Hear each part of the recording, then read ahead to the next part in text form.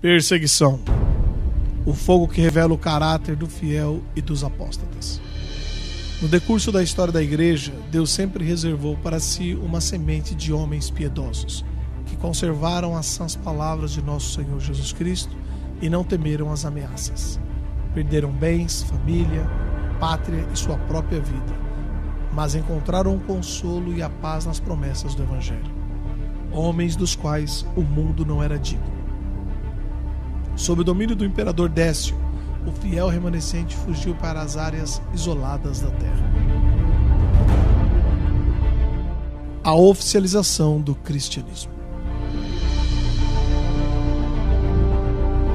A perseguição movida por 3 séculos fortaleceu a firmeza dos genuínos cristãos. No entanto, houve um acontecimento que fez cessar a cruel perseguição. O imperador Constantino disse que teve uma visão. Olhando para o céu, ele viu uma cruz e nela escrito: sob esse sinal vencerás. Imediatamente ele interpretou que deveria, em todos os escudos dos soldados, colocar o sinal da cruz. E na batalha na qual ele se via em desvantagem, ele venceu. E a partir de então tornara-se cristão, unindo a igreja com o Estado romano. Esse evento trouxe consigo uma falsa paz, que resultou na sedução e o corrompimento da doutrina cristã. E assim passou a ocorrer a mundanização da igreja.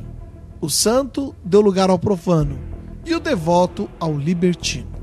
A humildade deu lugar à soberba. Enfim, saiu a fé e entrou a religiosidade. As virtudes passaram a ser vergonhas e a santificação um ato tolo. Passaram a professar a Jesus Cristo como Senhor de suas vidas, mas não se convenceram do pecado, da justiça e do juízo, e tampouco sentiam a necessidade de uma mudança de coração. E assim, a cristandade passou da luz para as trevas. As prisões e as torturas eram bênçãos em comparação com a Babilônia que a Igreja de Cristo se tornara. No entanto, Deus reservou para si os que não se dobraram à secularização da igreja. Antes conservaram o amor e a fé com os remanescentes. Foi necessário um enorme esforço por parte daqueles que desejavam ser fiéis, permanecendo firmes contra a astúcia e a abominação. O evangelho não era mais aceito como a regra de fé, e eram chamados de hereges os que se opunham à fé de Constantino.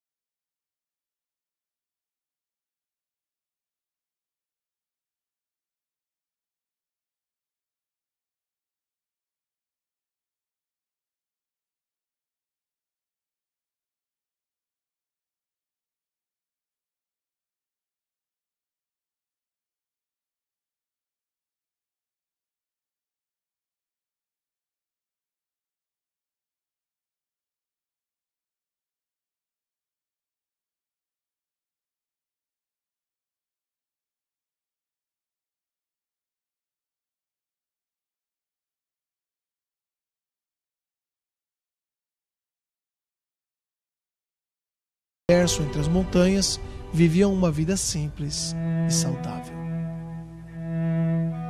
Entre os cristãos mais conhecidos após a era apostólica, citaremos 4 grupos: paulicianos, no Oriente Médio e depois Europa e nos Alpes; montanistas, na Ásia Menor; donatistas, no norte da África; e os novacianos, na Ásia Menor e na Europa, conhecidos também de forma genérica como anabatistas, que significa batizar outra vez ou rebatismo.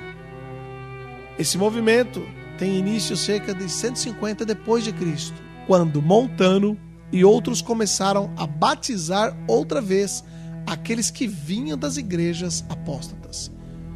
Ocorreram diversas reuniões de pastores para analisar a situação, em Icônio, Frígia, e 2 vezes em Cartago, cerca de 225 depois de Cristo, onde a decisão tomada foi a mesma, concordando com ela Tertuliano e outros pastores do norte da África, exatamente porque as igrejas erradas persistiram em seu erro.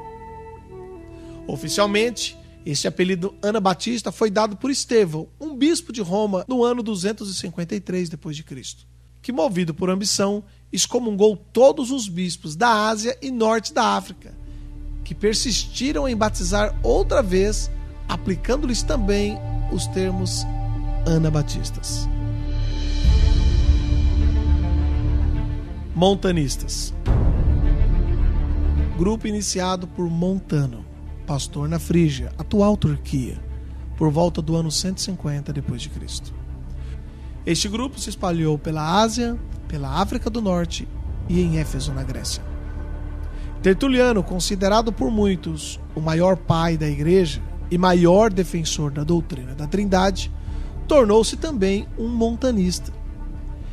Nos anos 381, no Concílio de Constantinopla, quando a igreja se fundiu com o Estado, os montanistas foram declarados pagãos e, portanto, deviam ser julgados e mortos. Os montanistas fervorosamente criam na obra e nos dons do Espírito Santo como uma urgente necessidade para manter a pureza da igreja e de seus membros. Eram rígidos com os vacilantes e apóstatas. Criam que o matrimônio era um só. Defendiam a importância de não negar a fé mesmo diante do martírio. Não desprezavam as profecias. Novacianos. Foi um grupo iniciado por Novácio, um pastor na Ásia Menor nos anos 250. Novácio foi considerado o primeiro antipapa. Foram os primeiros a serem apelidados de cátaros, isto é, puros. Em grande número se deslocaram para a França, o que os conecta com os cristãos albigenses, moradores de Albi, uma cidade no sul da França. Após serem também oficialmente condenados à morte em 413, a perseguição os levou aos vales de Piemonte, na Itália, ligando-os aos valdenses. Donatistas. Os donatistas eram discípulos de Donato e mantiveram-se na fé mesmo durante as perseguições, jamais sacrificando aos deuses, e assim como os puritanos, eles também foram considerados hereges. O donatismo cresceu na Argélia, Tunísia e norte da África e estava sob o constante ataque de Roma, que tinha como objetivo reincorporá-los, fazendo uma só igreja, a Igreja Romana. Após a morte de Donato, muitos nômades que se diziam ser donatistas atacaram os romanos, o que levou Roma a fazer grandes investidas contra eles. O bispo Santo Agostinho fez duras campanhas contra os donatistas, e por seus esforços, os donatistas quase foram extintos. Por volta de 422 d.C., Santo Agostinho se envolveu numa rivalidade com os donatistas, o que posteriormente trouxe revolta e perseguição aos cristãos donatistas. Paulicianos. Se espalharam pela Síria, Palestina e Babilônia, e que, por incrível que pareça, foram tolerados por muito tempo pelos muçulmanos. foram fortemente perseguidos pela Igreja Ortodoxa Grega, obrigando-os a viverem também nas montanhas. A imperatriz Teodora instigou uma perseguição que culminou com a morte de 100.000 paulicianos na Armênia.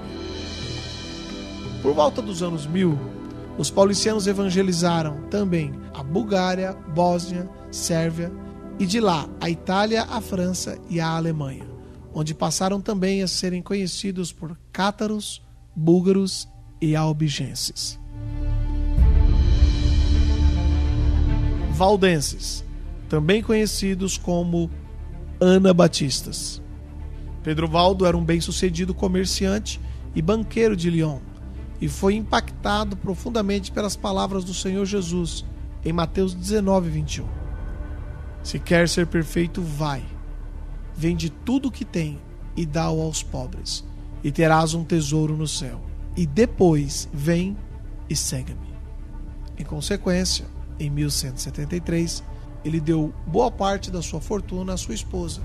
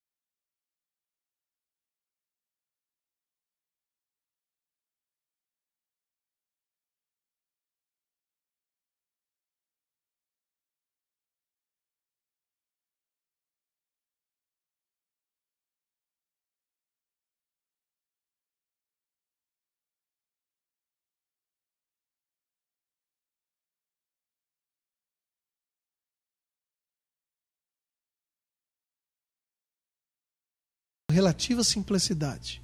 Comiam e bebiam moderadamente. Sempre laboriosos e estudantes, haviam entre eles muitos homens e mulheres que sabiam de cor o Novo Testamento.